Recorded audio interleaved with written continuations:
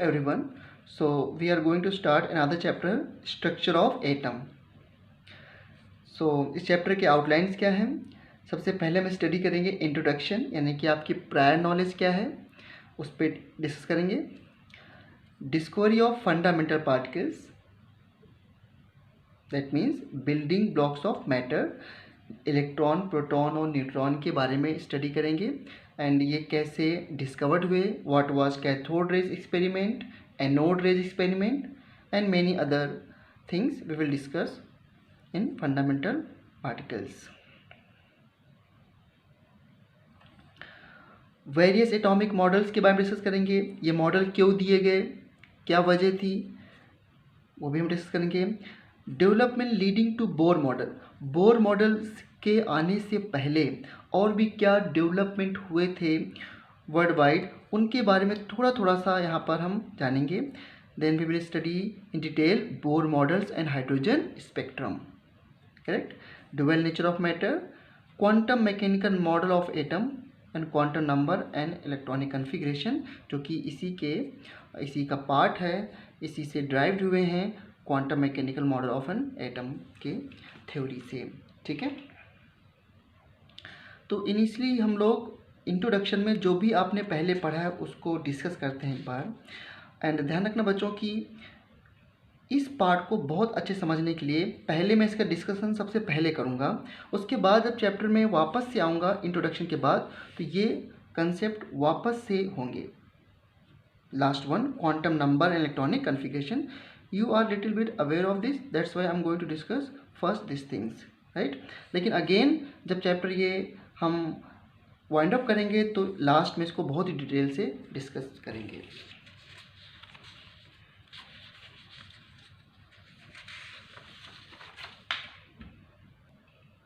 As you know बच्चों कि many years ago जो फिलोसफर थे उन्होंने मैटर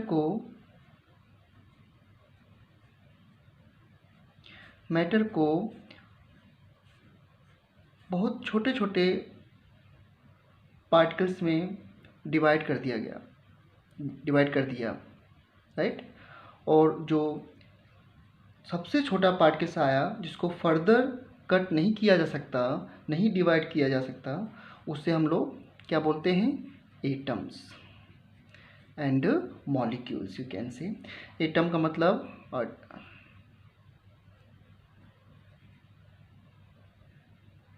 इसका अटोमियो मीन्स यही मतलब होता है कि which can not be further broken, right. But इस बात को प्रूव करने के लिए कि मैटर सबसे छोटे पार्टिकल्स एटम से बना होता है, प्रूव करने के लिए कोई भी साइंटिफिक थ्योरी नहीं थी. एंड सबसे पहले जो थ्योरी आई थी 1808 में,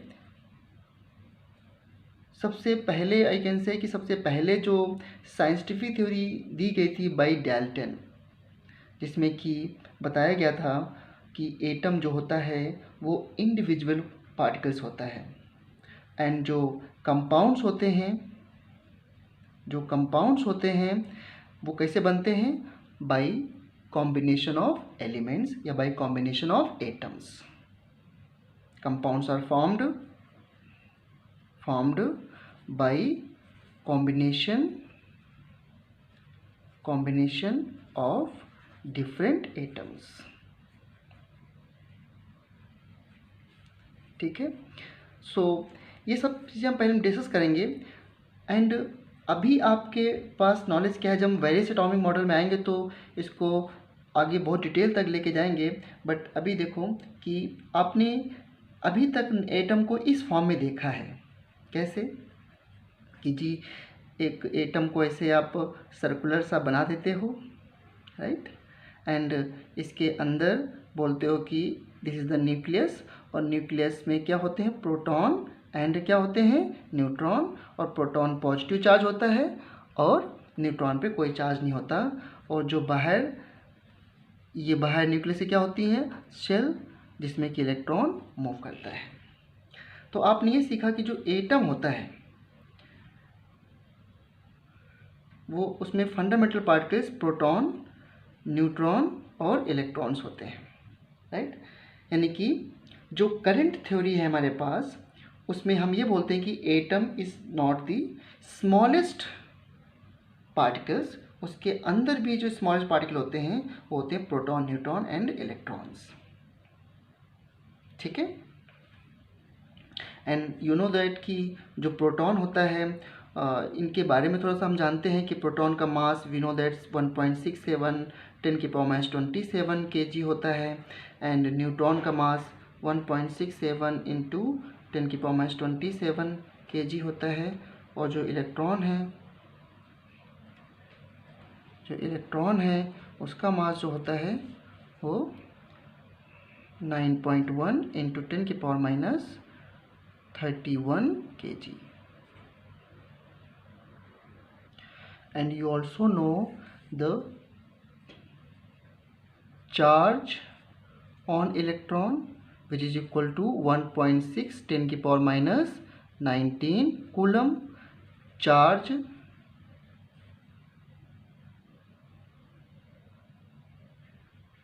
Charge on proton, which is equal to plus 1.6 10⁻19 coulomb. This is minus, ठीक है। न्यूमेरिकल सॉल्व करते वक्त हम इसको दोनों को प्लस ही ले लेते हैं। एंड जो चार्ज है हमारा, चार्ज ऑन न्यूट्रॉन जो है that is equal to 0, neutron is neutral. तो these fundamental particles present inside the atoms. पहले हमें बोलते थे एटम जो है वो इंडिविजुअल है, यानी कि फर्दर उसको हम कट नहीं कर सकते हैं, उससे छोटा कुछ नहीं होता। लेकिन after discovery of fundamental particles, all the theory जो कि ये बोलते थे कि एटम को फर्दर डिवाइड नहीं किया सकता है, वो गलत हो गई, ठीक है, जो कि हम बाद में सीखेंगे कैसे। And you also know that one more thing कि जो एटम के अंदर जो प्रोटॉन होता है, अगर हम प्रोटॉन के मास को mass of proton divide by mass of electron करते हैं तो कितना होता है? 1.67 10⁻27 kg divide by 9.1 into 10⁻31 kg। जब इसको हम डिवाइड करते हैं तो अप्रॉक्सीमेटली 1834 टाइम्स जो है वो आता है प्रोटॉन का मास इलेक्ट्रॉन के मास से। इसलिए हम बोलते हैं कि जो हमारा एटम है और उसके अंदर न्यूक्लियस है जिसमें प्रोटॉन न्यूट्रॉन रहते हैं, प्रोटॉन न्यूट्रॉन का मास बराबर होता है, तो प्रोटॉन का मास इलेक्ट्रॉन के मास से 1834 टाइम्स ज़्यादा है, तो न्यूट्रॉन का मास भी इतना ही ज़्यादा होगा। यानी कि जो मास ऑफ एन एटम होता है, मास ऑफ एन एटम वो क्या होता है? That is basically mass of proton plus mass of neutron होता है। और इलेक्ट्रॉन के मास को निगलेक्ट कर देते हैं क्योंकि इलेक्ट्रॉन का मास बहुत ही कम होता है। We have studied this in mole concept, right. Now सबसे जो ये सब वो बातें मैं बता रहा हूँ जो आप पहले से आपकी प्रायर नॉलेज को अपडेट कर रहा हूँ मैं, ठीक है। सो एंड यू नो कि सबसे डिफ़िकल्ट क्वेश्चन क्या है? एटॉमिक स्ट्रक्चर भी काफ़ी डिफ़िकल्ट चैप्टर है बट बड़ा ही इंटरेस्टिंग चैप्टर है, तो इसलिए समझ में आ जाएगा हमारे। सबसे डिफ़िकल्ट क्वेश्चन क्या है मैंने अभी पूछा आपसे, वो ये है कि वेयर इज़ इलेक्ट्रॉन।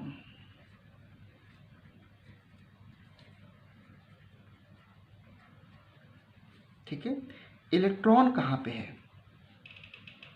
अब आप कह सकते हो कि सर ये तो बहुत ही सिंपल क्वेश्चन है, इसका आंसर तो मैंने कब का सीख लिया था। बट एक्चुअल में तो क्वेश्चन यही है कि वेयर इज़ इलेक्ट्रॉन, और इस पर बहुत रिसर्च भी चल रहा है कि इलेक्ट्रॉन की लोकेशन क्या है inside an atom.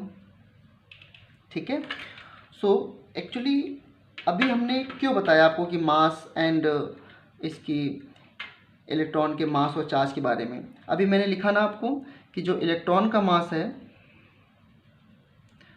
Mass of electron, अभी मैंने आपके सामने लिखा 9.1 10⁻31 kg।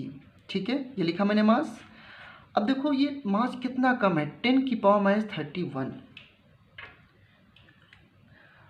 और एक चीज़ आपको और पता होनी चाहिए कि जो इलेक्ट्रॉन होता है ये इसका मास है, वेलोसिटी ऑफ इलेक्ट्रॉन ये भी आई वुड सी कि जो लाइट की वेलोसिटी होती है 3.10 इंटू 3 × 10⁸ मीटर पर सेकेंड, इससे कुछ कम होती है, अराउंड 1/231 इतना कम होता है, कम होती है इलेक्ट्रॉन की velocity from velocity of light. ये लाइट की वेलोसिटी है। अब आप सोचो इतना छोटा सा पार्टिकल्स वो एटम के चारों तरफ घूम रहा है, ठीक है, तो उसके बारे में सर्टेनिटी से कुछ कहा जा सकता है क्या कि ये 1 सेकेंड में यहाँ पे होगा, यहाँ पे होगा, किस पोजीशन पे होगा। और एक चीज़ मैं आपको और कहना चाह रहा हूँ, जो एटम की रेडियस होती है, रेडियस ऑफ एन एटम, ये अप्रोक्सीमेटली वेरी करती है 0.1 nanometer to 0.5 nanometer. Okay, 0.1 nanometer से 0.5 नैनोमीटर तक वेरी करती है। आपको पता है बच्चों कि 1 नैनोमीटर कितना होता है, 10⁻⁹ मीटर। अब एटम अपने आप में इतना छोटा है, ध्यान देना, एटम अपने आप में इतना छोटा है और उसके अंदर एक और पार्टिकल जिसका मास इतना कम है, वेलोसिटी ऑलमोस्ट लाइट की स्पीड के से कुछ कम है, वो पार्टिकल इतना स्पीड से न्यूक्लियस चारों तरफ घूम रहा है, वो भी इतने छोटे छोटे एटम्स के अंदर। तो उसके बारे में सर्टेनिटी से क्या क्या बोलोगे कि वो इस सेकेंड में कहाँ था तो दूसरे सेकेंड में कहाँ रहेगा। अब आप कह सकते हो कि जी अभी आपने जैसे मैंने अभी कहा कि आपको तो पता है कि इलेक्ट्रॉन कहाँ आप क्या बोलोगे कि इलेक्ट्रॉन तो शेल में होता है जी, सिंपल सी बात है, हमने सीख रखा है। लेकिन एक्चुअल में जो सिचुएशन है वो इतनी सिंपल नहीं है।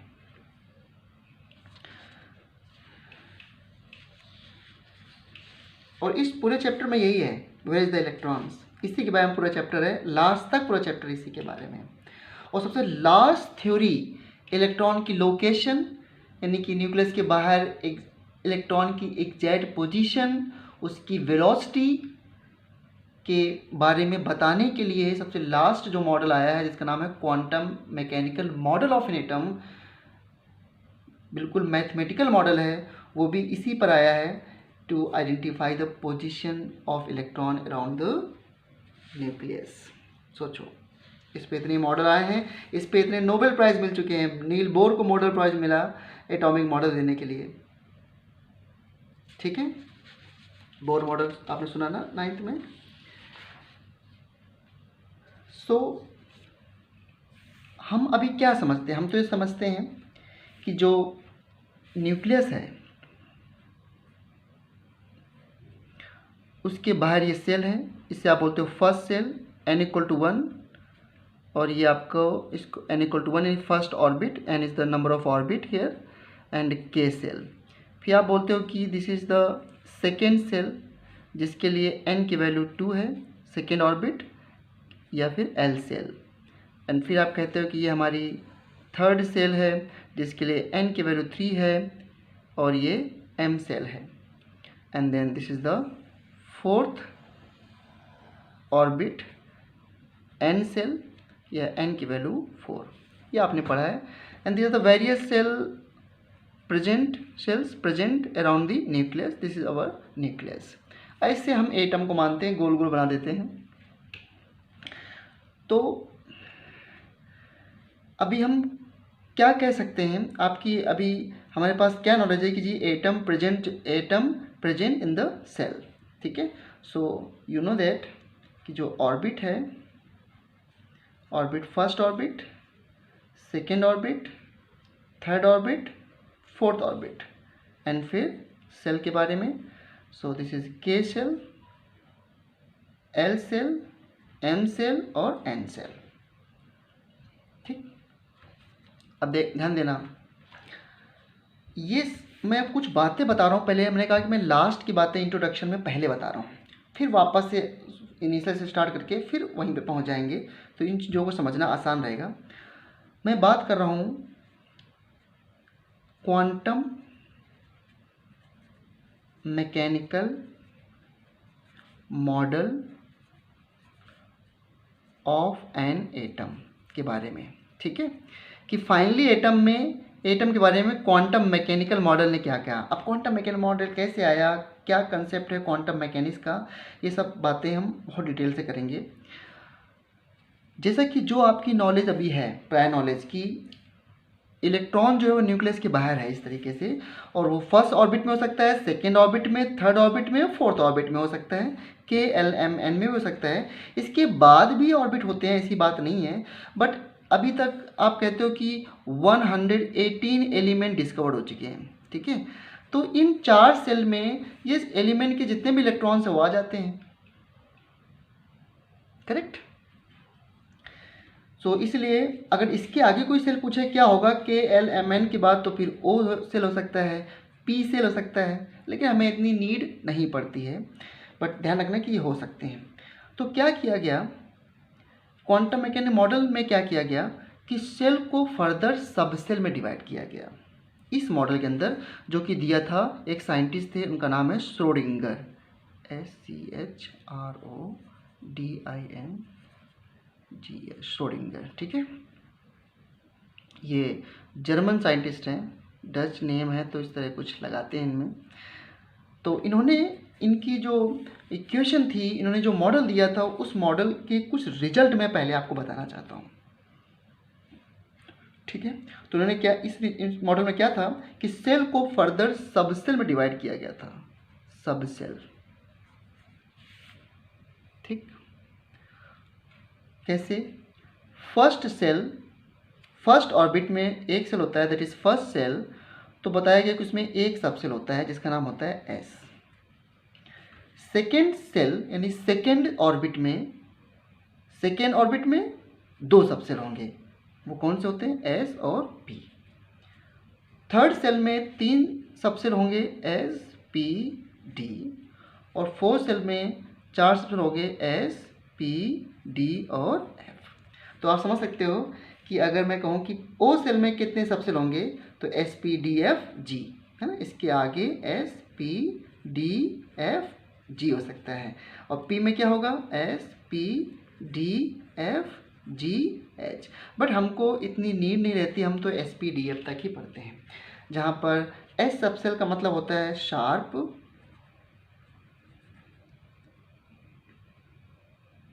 एंड पी का मतलब होता है प्रिंसिपल, डी का मतलब होता है डिफ्यूज्ड, एंड एफ का मतलब होता है फंडामेंटल, ठीक है। एफ का मतलब क्या होता है, फंडामेंटल।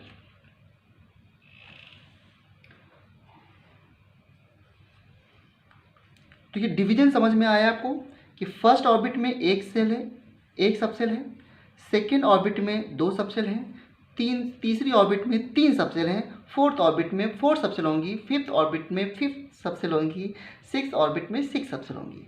ये एक सोचो, ये एक पैटर्न है मैथ्स का जो कि आया है इस तरीके से। अब ये इसका क्या मतलब है, ये कुछ इस तरीके से कि समझो कि इलेक्ट्रॉन को हमें इतने बड़े सेल में ढूंढना है तो बहुत मुश्किल है, तो क्यों ना ही हम सेल का डिवीजन करते हैं, जैसे मैथ्स में नहीं होता है सेट सबसेट, है ना, सेट के अंदर सबसेट, उसी तरह सेल के अंदर सबसेल होते हैं इलेक्ट्रॉन की लोकेशन बताने के लिए, ठीक है। कैसे कैसे किया इन्होंने सब कुछ, कैसे लोकेशन बताएंगे इससे, वो अभी हम देखते हैं। फिर इसके बाद सबसेल को फर्दर डिवाइड किया गया ऑर्बिटल्स में।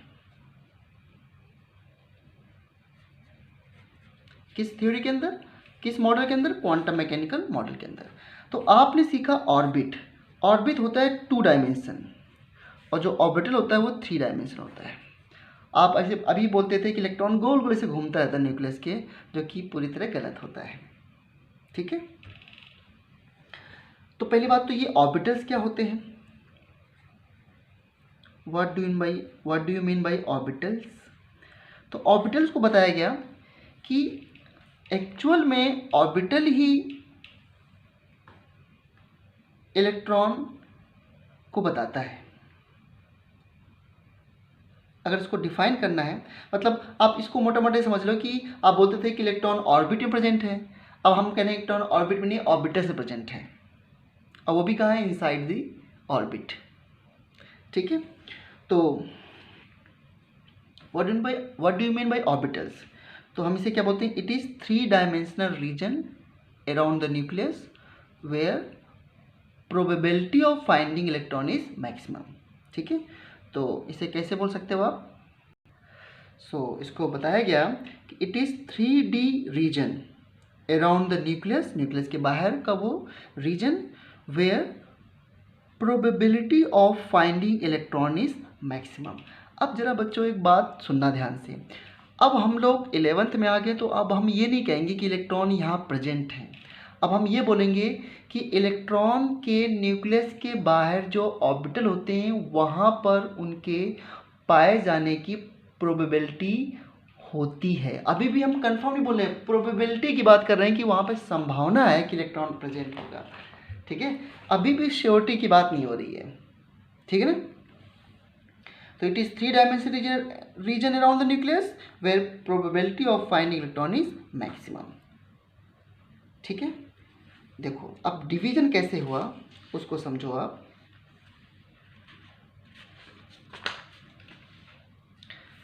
तो आपने सीखा अभी सबसेल के बारे में। ठीक है, S subshell, P subshell, D subshell और एफ सबसेल। ठीक है, अब इसको क्वांटम मैकेनिकल मॉडल ने ऑर्बिटल्स में कैसे डिवाइड किया। तो उन्होंने कहा कि जो एस सबसेल है वो सबसे छोटा है। ठीक है, और उसका डिवीजन हुआ एस ऑर्बिटल में। पी सबसेल का डिवीजन हुआ 3 ऑर्बिटल में, P X, P Y, P Z. D subshell में बोला गया 5 ऑर्बिटल होते हैं, D X Y, D Y Z, D Z X, D X square Y square, D Z square. तो क्या सीखा आपने कि जो एस सबसेल है उसमें 1 ऑर्बिटल होता है, पी सबसेल में 3 ऑर्बिटल होते हैं, डी सबसेल में 5 ऑर्बिटल होते हैं और एफ सबसेल में 7 ऑर्बिटल होते हैं। मैं इनके नाम नहीं लिख रहा हूँ क्योंकि ये हमें नहीं पढ़ना है, it is beyond the syllabus. Even आप आगे कोई मास्टर या PhD करोगे तब भी आपको, अगर आप इसी पे काम करना चाहे तो जरूरत पड़ेगी, नहीं कोई ज़रूरत नहीं इसकी। ठीक है, तो एफ में केवल 7 ऑर्बिटल हैं। और इसी तरीके से मैं अगर आप कहूँ कि जी हमको जी के बारे में बताओ, तो SPDF के बाद जी सबसेल आता है, तो उसमें कितने जाएंगे, 9। अब आपको ये मैथमेटिक्स समझना है कैसे, 1 फिर 2 जोड़ दिया 3, फिर 2 जोड़ दिया 5, फिर 2 जोड़ दिया 7, फिर जोड़ दिया 9। तो आप समझ सकते हो कि हमने को जो श्रोडिंगर जी ने एक इक्वेशन दी है उसके हम मैथमेटिक्स को समझ रहे हैं बस। अभी हम इस बात को नहीं प्रूव कर रहे हैं कि एस सबसेल में 1 ही ऑर्बिटल के होता है, पी सबसेल में 3 ऑर्बिटल के होते हैं और डी में 5 ऑर्बिटल के होते हैं। इस बात को भी मैं नहीं प्रूव कर रहा हूँ, और इसलिए मैंने कहा कि इंट्रोडक्शन में मैं आपको अभी बता रहा हूँ जनरल सी बातें सारी, बट जब इनिशियल से बताऊँगा फिर वापस यहाँ पे आऊँगा तो काफ़ी कुछ क्लियर हो जाएगा कि ये सब चीज़ें कैसे आई हैं। ये भी थोड़ा बहुत पता चल जाएगा कि डी सबसेल में 5 ही ऑर्बिटल के होते हैं। ठीक है, तब तक के लिए आपको वेट करना पड़ेगा। इसके बाद अगर कोई सबसेल है तो उसमें कितने ऑर्बिटल हो जाएंगे? 9। करेक्ट। अब मुझे एक चीज़ बताना आप, के एल नहीं, यहाँ पे मैं नहीं लिखता हूँ। अब मैं आपसे पूछूं क्वेश्चन कि एल सेल में कितने ऑर्बिटल्स होंगे? How many orbitals present in L shell? ठीक है, तो देखो कैसे लिखेंगे इसको। अब एल सेल में पहले सबसेल देखो, फिर ऑर्बिटल्स देखो। तो एल सेल में हमें पता है it is a second shell, क्योंकि ये n=2 और में होता है, यानी कि सेकेंड ऑर्बिट में होता है। तो इसमें जो आपके सबसेल हैं वो होते हैं s और p। आपको याद है फर्स्ट सेल में एक सबसेल और सेकेंड सेल में 2 सबसेल, s और p, लेकिन स्टार्ट कहाँ से करना है? s से स्टार्ट करना है। थर्ड सेल में sp-df। अच्छा बताओ एक चीज़, आप कह सकते हो सर s से ही क्यों स्टार्ट कर रहे हो? फिर इस s और इस s में डिफरेंस क्या है? तो आप सोचो कि अगर किसी एटम में 3 सेल हैं तो पहली सेल बनेगी नहीं बनेगी, फिर दूसरी सेल, फिर तीसरी सेल। अब मान लो मैं कहता हूँ कि लिथियम है, लिथियम में 2,1 होता है, तो सोडियम में 281 होता है, तो 2 तो इसमें भी है ना वो चीज़। तो हर सेल में सबसेल तो होगा ही, एस सबसेल तो होगा ही। अब देखो कैसे लिखेंगे इसको। अगर ये सेकेंड सेल है तो हम इसको ऐसे लिख देंगे कि भाई ये सेकेंड का 2s है और ये सेकेंड का 2p है, बस इस तरह मेंशन कर देंगे। ठीक है। अगर थर्ड सेल होता, अब थर्ड सेल है, अगर थर्ड सेल तो थर्ड सेल के सबसेल को क्या बोलोगे? 3s, 3p और 3d। फोर्थ सेल के सबसेल को 4s, 4p, 4d और 4f। ठीक है, ये हो गए। अब आपको पता है कि सभी s में कितने ऑर्बिटल होते हैं? एक ऑर्बिटल होता है। तो इसमें टोटल ऑर्बिटल कितने होंगे? सभी s में एक ऑर्बिटल, यानी कि 2s ऑर्बिटल हो गया। और इसके बाद सभी p में 3 ऑर्बिटल होते हैं, px, py, pz। तो इसमें 2px, 2py और 2pz। तो टोटल ऑर्बिटल्स कितने हुए? 4 orbitals possible in the second shell. अब एक बात और सुन लो मोटी मोटी सी, कि ये सेल सबसेल ऑर्बिटल का क्या मतलब है। अभी फिलहाल कि मैंने कहा कि जो न्यूक्लियस है उसके बाहर एक छोटा सा रूम है, फिर उसके बाद एक बड़ा सा रूम, फिर और बड़ा सा रूम, फिर और बड़ा सा रूम। इन रूम को मतलब मैं सेल बोल रहा हूँ। ठीक है, तो जितना बड़ा सेल होगा उसका डिवीजन उतना ही बड़ा, उतना ही ज़्यादा होगा। देखो फोर्थ सेल को आपने 4 सबसेल में डिवाइड किया है, और कैसे बोलोगे? 4s, 4p, 4d, 4f। Third cell में छोटा रूम हो गया इससे थोड़ा सा, तो 3 में डिवाइड किया। सेकेंड सेल और छोटा रूम हो गया तो 2 में डिवाइड किया। और रूम अगर पहले से छोटा है, यानी कि फर्स्ट सेल तो बहुत ही क्लोज होता है न्यूक्लियस के, तो उसमें एक ही सबसेल हुआ 1s। ये 2s, 2p, 3s, 3p, 3d, 4s, 4p, 4d और 4f। ठीक है, इस तरीके से ये डिवीजन हुए हैं। तो यानी कि रूम में इलेक्ट्रॉन ढूंढना सेल हुआ, रूम के डिवाइड कर दो तो सबसेल हुआ, और रूम को डिवाइड करने के बाद इलेक्ट्रॉन को डायरेक्शन में ढूंढना कि भाई इस x डायरेक्शन में है इलेक्ट्रॉन, या y डायरेक्शन में है, या z डायरेक्शन में है, उसे हम ऑर्बिटल कह देते हैं। ठीक है, so these are the room, this single room is called shell, and इसको मैंने डिवाइड कर दिया अगर, तो ये क्या बनेंगे हमारे? सबसेल। ठीक है, और फिर इसको डिवाइड करने के बाद अब मैं इलेक्ट्रॉन्स को किसी डायरेक्शन में ढूंढ रहा हूँ, x में या y में या z में, इस तरीके से। तो फिर हम इसी को क्या बोलते हैं? ऑर्बिटल। ठीक है, तभी बोलते हैं 3D होते हैं। करेक्ट। चलो एक छोटा सा क्वेश्चन और लेता हूँ।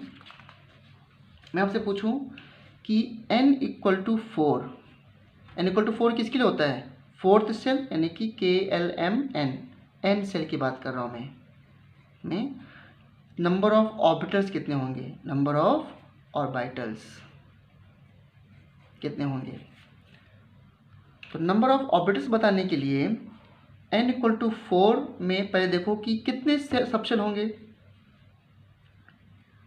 तो सबसेल निकालने के लिए आपको पता है कि फोर्थ सेल में 4 सबसेल होते हैं, s, p, डी एफ, लेकिन ये 4 सेल के हैं तो उसके आगे 4 लगा दो, 4s 4p 4d 4f।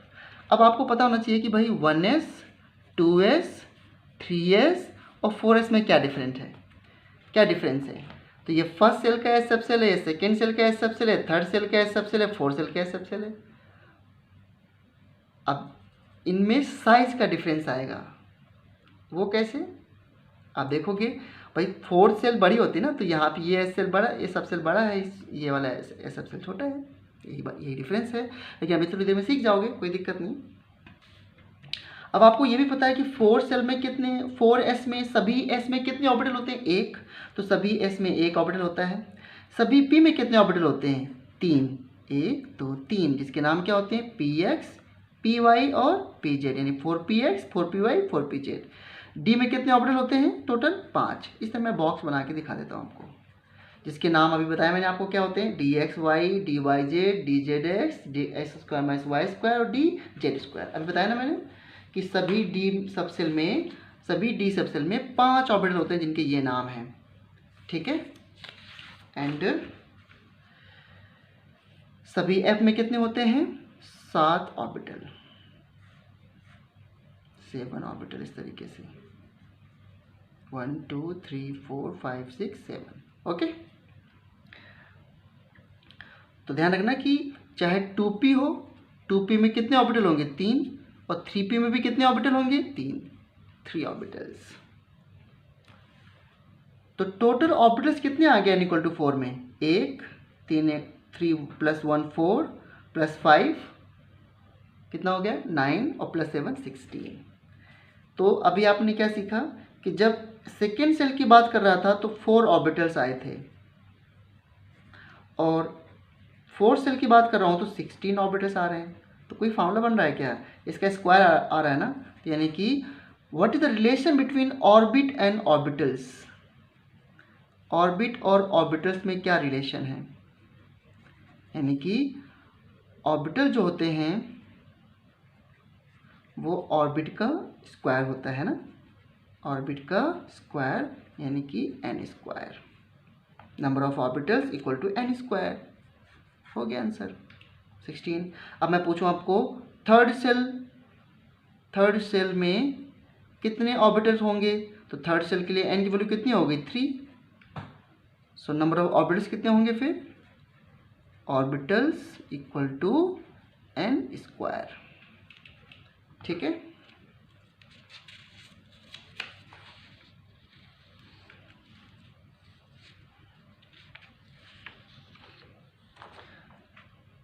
अब क्वेश्चन ये कि क्या इन्फॉर्मेशन हमको मिली, हमने सब सेल थोड़ा समझ लिया, थोड़ा ऑर्बिटल समझ लिया, तो हमको इन्फॉर्मेशन क्या मिली, ये क्वेश्चन राइज हो सकता है।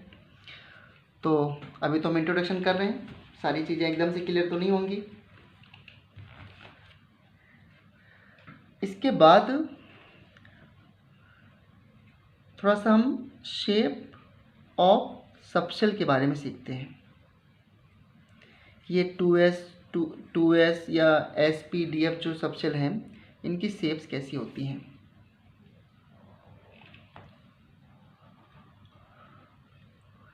शेप ऑफ सबसेल को समझने के लिए आप ये समझो थोड़ी देर के लिए, क्योंकि देखो मन में आपको ये रखना है कि भाई हम इलेक्ट्रॉन की लोकेशन की बात कर रहे हैं, ठीक है।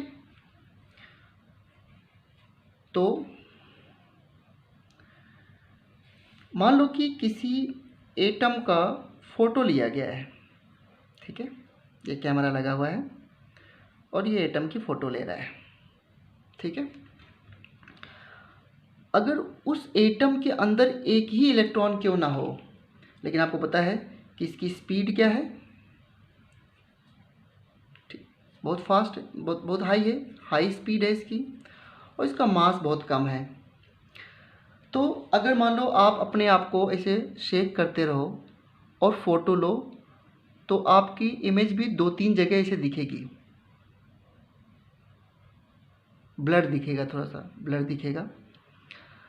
उसी तरीके से अब एक इलेक्ट्रॉन तो बहुत ही स्मॉल पार्टिकल्स है, उसकी स्पीड तो ऑलमोस्ट स्पीड ऑफ लाइट है। अगर उसकी आप फ़ोटो लोगे तो हो सकता है कि आपको देखो ये न्यूक्लियस है और इलेक्ट्रॉन इस तरह दिखे, इस तरह ये डॉट्स दिखा रहा हूँ मैं इस तरह डॉट्स, कैसे भी हो सकता है ये कोई मतलब इस तरह, ये एक्चुअल बातें हैं, ठीक है। क्यों इस तरह डॉट्स दिखा? क्योंकि फ़ोटो लेते लेते एक इलेक्ट्रॉन कई जगह दिख सकता है, क्योंकि वो इतनी स्पीड से घूम रहा है। खाली आप इलेक्ट्रॉन का नाम बोलते हो, उतनी देर में इलेक्ट्रॉन लंदन अमेरिका, इतनी distance, London America India China सब जगह घूम के हो सकता है आ जाए, इतनी इसकी स्पीड होती है। और इतने छोटे रीजन में घूम रहा है, जबकि एटम को आपको पता है एटम की रेडियस 0.1 नैनोमीटर से 0.5 नैनोमीटर तक लगभग होती है, उसके अंदर इतना छोटा पार्टिकल घूम रहा है, उसकी फ़ोटो ले रहे हो तो एक ही इलेक्ट्रॉन कई जगह दिखेगा, क्योंकि वो मूव करता रहता है। इसलिए हम एक वर्ड यूज करते हैं इलेक्ट्रॉन क्लाउड, कि भाई एटम के अंदर इलेक्ट्रॉन क्लाउड कहाँ है। इलेक्ट्रॉन की बात नहीं करते, इलेक्ट्रॉन क्लाउड की बात करने लगते हैं, ठीक है। तो एक्चुअल में क्या किया गया कि इन्हीं इलेक्ट्रॉन एटम की फ़ोटो लेने के बाद इन्हीं इलेक्ट्रॉन क्लाउड में बाउंड्री सरफेस बना करके इनकी शेप निकाली गई कि कैसे क्लाउड की शेप आ रही है। तो जब मैं बोलता हूँ शेप ऑफ सबसेल, तो बेसिकली हमारा ये मतलब होता है shape of electron cloud, electron cloud, ठीक है। हम शेप ऑफ इलेक्ट्रॉन क्लाउड की बात करते हैं, सिर्फ एक सिंगल इलेक्ट्रॉन की बात नहीं कर रहे हैं, क्योंकि एक इलेक्ट्रॉन सिंगल तो पिक्चर में दिखेगा नहीं कभी, आपको हमेशा बहुत सारे उसमें डॉट्स दिखेंगे।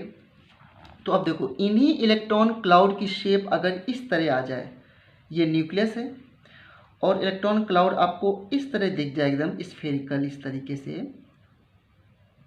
थोड़ा सा कम अच्छे से बना है, ठीक है। ये बाउंड्री सरफेस बोलते हैं इसको, डायग्राम। अगर इलेक्ट्रॉन क्लाउड की शेप ऐसे दिखे, मतलब ये डॉट डॉट सारे हैं जिसको मैं थोड़ा डार्क कर दिया है, तो इसे बोलते हैं एस सबशेल, ठीक है, इसे बोलते हैं एस सबशेल। यानी कि ये स्फेरिकल शेप में अगर आपको इलेक्ट्रॉन क्लाउड दिख जाए तो समझ लेना कि वो एस सबशेल है। और अगर यही इलेक्ट्रॉन क्लाउड इस तरीके से डंबल शेप में दिख जाए, इस शेप का नाम क्या है? डंबल। मतलब ऐसे इलेक्ट्रॉन क्लाउड इस तरह है, आपको फ्लावर दिख रहा होगा बट फ्लावर नहीं है, इस तरह डंबल शेप में है तो उसे बोलते हैं पी सबशेल, ठीक है। और अगर इलेक्ट्रॉन क्लाउड इस तरीके से, न्यूक्लियस तो दिखाना पड़ेगा आपको, इस तरीके से डबल डंबल के शेप में है, डबल डंबल, तो इसे बोलते हैं डी सबशेल, ठीक, इसे बोलते हैं D subshell.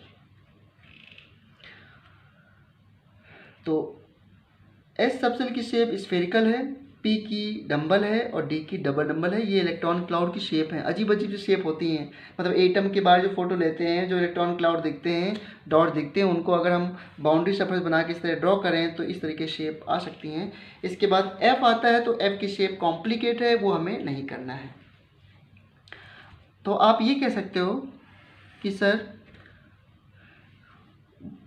Draw 2s and 3s and 4s, इनको कैसे, इनकी शेप कैसे बनाओगे? तो देखो ये न्यूक्लियस है, आपने s में, s कहाँ से स्टार्ट होता है? s start from 1s, first shell में 1s, सेकेंड सेल में 2s, थर्ड सेल में 3s। तो सबसे पहली शेल को आप बोलोगे 1s, और फिर इसी के बाद ये 2s हो गई, फिर इसी के बाद ये 3s हो गई, ठीक है। और जहाँ पर इलेक्ट्रॉन नहीं दिखता, अब देखो न्यूक्लियस के बाहर 1s हुआ, 1s के बाद 2s, फिर 3s, तो ये तो न्यूक्लियस हो गया, और न्यूक्लियस से बिल्कुल क्लोज 1s है, मैंने दूर दिखा रखा है लेकिन बिल्कुल क्लोज है। यहाँ पर बीच में मैं बिल्कुल खाली, बिल्कुल ये वैकेंट स्पेस है, तो यहाँ पर हम बोल रहे हैं कि इलेक्ट्रॉन नहीं है मान लो। तो जहाँ पर इलेक्ट्रॉन नहीं होते उसे बोलते हैं नोड्स। क्या बोलते हैं इसको? नोड्स। सुना ध्यान से, न्यूक्लियस के बाहर 1s, उसके ऊपर 2s और फिर 3s, तो there is a node between 1s and 2s, यानी कि जब 1s से 2s जाओगे आप, तो बीच में एक वैकेंट स्पेस मिलेगा, यानी कि वहाँ पर इलेक्ट्रॉन के पाए जाने की प्रोबेबिलिटी नहीं होगी। इलेक्ट्रॉन के पाए जाने की प्रोबेबिलिटी 1s पे है और फिर 2s पे, बिटवीन 1s 2s नहीं है, बिटवीन 2s 3s नहीं है, बिटवीन 3s एंड 4s नहीं है। तो नोड क्या होता है, अभी आप इतना समझ लो कि नोड क्या होते हैं, जहाँ पर इलेक्ट्रॉन के पाए जाने की प्रोबेबिलिटी 0 हो, दैट इज कॉल्ड नोड। और ऐसे नोड न्यूक्लियस के बाहर होते हैं।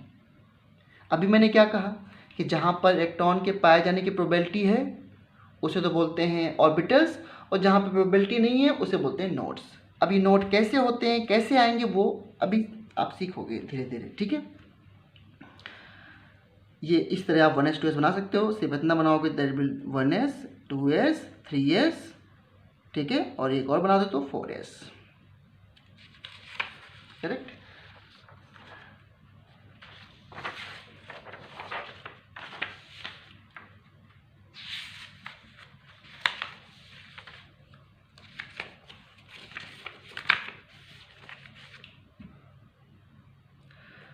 नाउ यू कैन आस्क कि पी सबसेल की शेप तो डंबल होती है इस तरीके से, दिस इज द न्यूक्लियस। तो फिर पी सबसेल में जो 3 ऑर्बिटल हैं, पी एक्स, पी वाई और पी जेड, इनकी शेप कैसे बनाओगे। तो देखो तीनों की शेप डंबल होगी।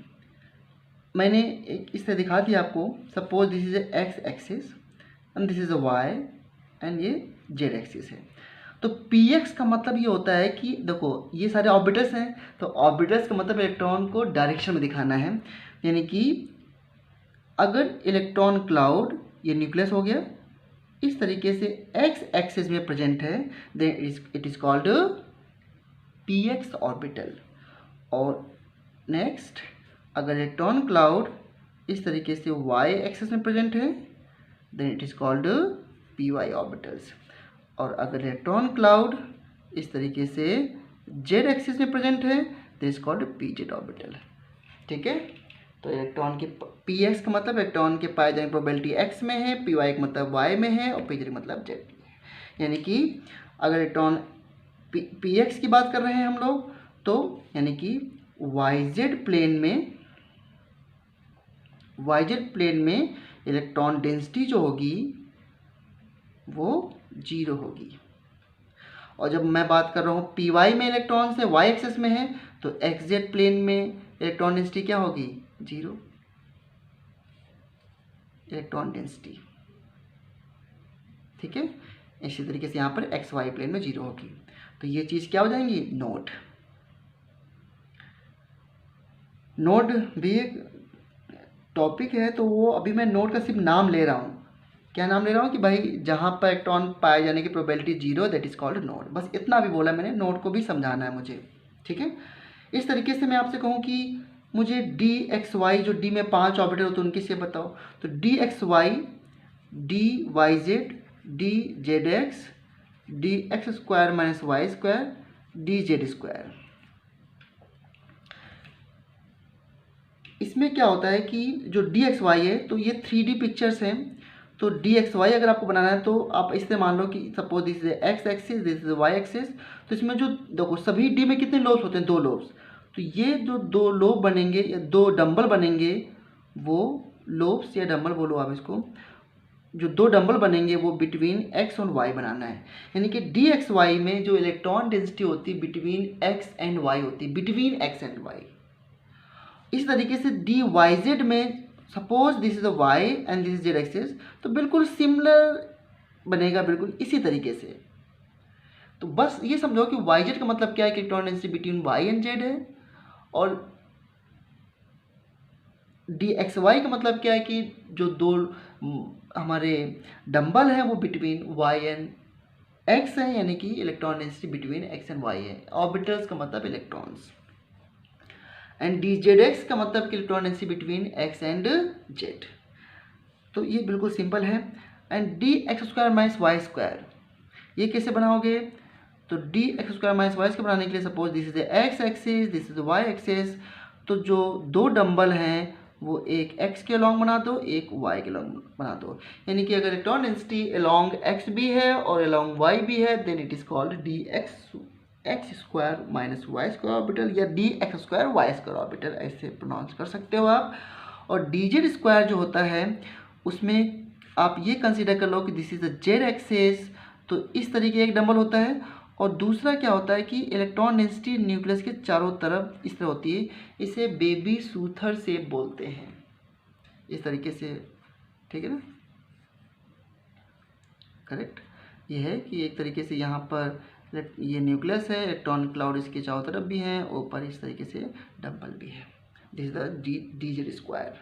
अब जरा डी के बारे में एक चीज़ सुन लेना कि डी में जो 5 ऑर्बिटल होते हैं, डी सबशेल में जो 5 ऑर्बिटल्स हैं, उन 5 ऑर्बिटल्स में जो D X Y, D Y Z और डी जेड एक्स जो हैं, इसमें जो इलेक्ट्रॉन डेंसिटी है वो बिटवीन द एक्सिस है, between X Y, between Y Z and between Z X. और जो D X square minus Y square और डी जेड स्क्वायर है, इसमें electron density along the axis है, इसमें एक्स और वाई के अलोंग है, इसमें जेड के अलोंग है, ठीक है। ये शेप्स कैसे आई, क्योंकि मैं अभी भी मैं बोल रहा हूँ कि इंट्रोडक्शन है, ये शेप कैसे आई, कैसे सारे स्ट्रक्चर ये बनते हैं, वो हम वापस इन चीज़ों को सीखेंगे। एक तो बातें बता करके मैं अब वाइंड अप करता हूँ इसको। तो आपने जो भी सीखा है कि shell, subshell and orbitals, and in last आपने सीखा कि जो एस सबसेल होता है उसमें एक ऑर्बिटल, पी सबसेल में 3 ऑर्बिटल, डी सबसेल में 5 ऑर्बिटल, ठीक है, और एफ में कितने सीखे आपने, 7 ऑर्बिटल, ठीक है।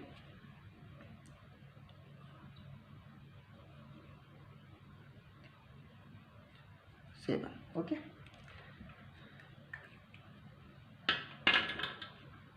एंड एक बात और कि each orbital can have maximum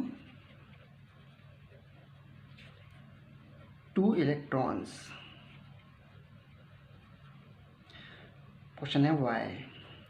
इस पर एक बार जेई में क्वेश्चन भी आ चुका है, बड़ा इंटरेस्टिंग क्वेश्चन है कि each orbital can have maximum 2 electrons. Second video में मैं इसका आंसर बताऊंगा आपको, क्योंकि पहले दो तीन आपको कंसेप्ट जो हैं वो समझने पड़ेंगे इसके लिए, और 2-3 जो हैं वो स्टेटमेंट दिए गए हैं कुछ साइंटिस्ट के, उसके बाद ही समझ पाओगे आप। तो each orbital can have maximum 2 electrons. तो मैं आपसे पूछूं कि एस सबशेल में तो एक ही ऑर्बिटल होता है, तो इसमें मैक्सिमम कितने इलेक्ट्रॉन्स होंगे, 2, ठीक है। एंड जो पी सबशेल है, इसमें कितने ऑर्बिटल होते हैं, 3, 1 2 3, और सभी में कितने इलेक्ट्रॉन हो सकते हैं, 2। तो देखो इसमें भी 2 इलेक्ट्रॉन्स। अब इसको कैसे लिखते हैं, एक अप एक डाउन इसे दिखाते हैं, लेकिन ये भी मैं बताऊंगा आपको। अभी यहाँ भी समझो 2-2 इलेक्ट्रॉन्स होते हैं, सभी ऑर्बिटल में 2-2 इलेक्ट्रॉन्स इस तरीके से, ठीक है। ये जो एरो में दिखा रहा हूँ that is electron up and down, ये स्पिन का, ये इसे स्पिन कहते हैं। ये भी मैं आपको सिखाऊंगा नेक्स्ट वीडियो में कि क्या मतलब है इसका। तो पी सबसेल में 3 ऑर्बिटल हैं और हर एक ऑर्बिटल में 2 इलेक्ट्रॉन्स होते हैं, तो टोटल कितने हो जाएंगे, 6। डी सबसेल में टोटल 5 ऑर्बिटल हैं, तो टोटल कितने इलेक्ट्रॉन्स हो जाएंगे, 10। एंड एफ सबसेल में टोटल 7 ऑर्बिटल्स हैं, तो इलेक्ट्रॉन कितने हो जाएंगे, 14। बट ये क्वेश्चन हम सीखेंगे कि 2 ही के होते हैं ईच ऑर्बिटल में, ठीक है। अगर एसपीडीएफ के बाद जी जाओगे तो जी सबसेल में आप देखेंगे तो इसमें आ जाएंगे टोटल, इसमें 7 ऑर्बिटल होते हैं, तो इसमें 9 हो जाएंगे, यानी कि 18 इलेक्ट्रॉन्स, ठीक है। इस तरीके से आप समझ सकते हो। वन मोर थिंग कि मैं ये पी सबसेल में टोटल इलेक्ट्रॉन पूछ रहा हूँ। एक बार आईआईटी में क्वेश्चन आया था, देखो कितना सिंपल क्वेश्चन, लेकिन इसको बहुत सारे लोगों ने गलत किया था। ऐसे पूछा था कि any P orbital can have maximum, A option दे दिया 2, बी ऑप्शन दे दिया 4, सी आपको 6 और डी दे दिया 8। तो इसका आंसर चलिए लोग 6 करके आ जाते हैं। अब इससे पूछा any P orbital, any P subshell की बात नहीं की है इसने, एनी पी ऑर्बिटल की बात की है। तो किसी भी पी ऑर्बिटल में, किसी भी एस ऑर्बिटल में, किसी भी डी ऑर्बिटल में टोटल 2 ही इलेक्ट्रॉन हो सकते हैं। तो आंसर क्या हो जाएगा इसका 2। अच्छा मैं आपसे पूछूं कि 4s में कितने इलेक्ट्रॉन्स होंगे। तो आपको पता है कि सभी एस सबसेल में एक ही ऑर्बिटल होता है, तो 4s में कितने इलेक्ट्रॉन्स होंगे 2। मैं आपसे पूछूं कि 2s में कितने इलेक्ट्रॉन्स होंगे, you will say 2 electrons. I ask you 4p में कितने इलेक्ट्रॉन्स होंगे। आपको पता है सभी p में तो 3 ऑर्बिटल्स होते हैं, तो 4p में भी 3 ऑर्बिटल्स होंगे, 4px, 4py, 4pz। तो इसमें कितने इलेक्ट्रॉन्स होंगे टोटल 6। ये मैक्सिमम इलेक्ट्रॉन की बात कर रहा हूँ मैं, मतलब 4p में 5 भी हो सकते हैं लेकिन मैक्सिमम 6 होंगे।